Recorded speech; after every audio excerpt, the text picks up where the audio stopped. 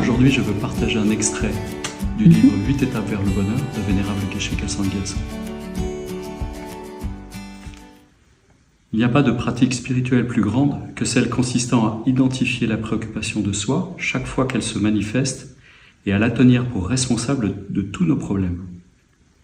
Peu importe le temps consacré à cela, même si cela nous prend des années ou toute la vie, nous avons besoin de continuer jusqu'à ce que notre préoccupation de soi soit entièrement détruite.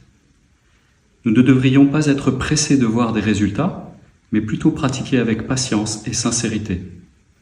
L'attente de résultats rapides est elle-même basée sur la préoccupation de soi, et c'est le meilleur moyen d'être déçu.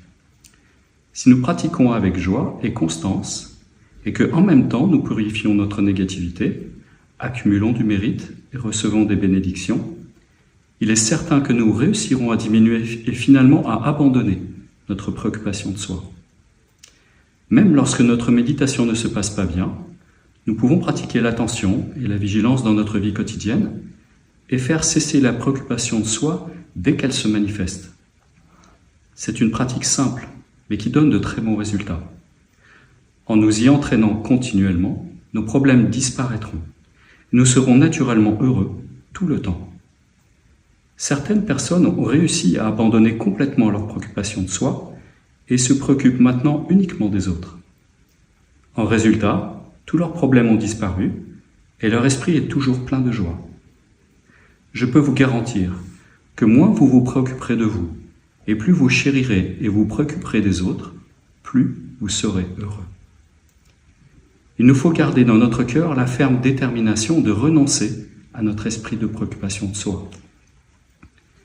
Si nous mettons cette détermination en pratique, en utilisant l'effort armure, jour après jour, année après année, notre préoccupation de soi diminuera progressivement et finira par cesser totalement. Les premiers Kadampa avaient l'habitude de dire que pour mener une vie vertueuse, la seule chose à faire est de nuire à nos perturbations mentales autant que possible et d'aider les autres autant que possible.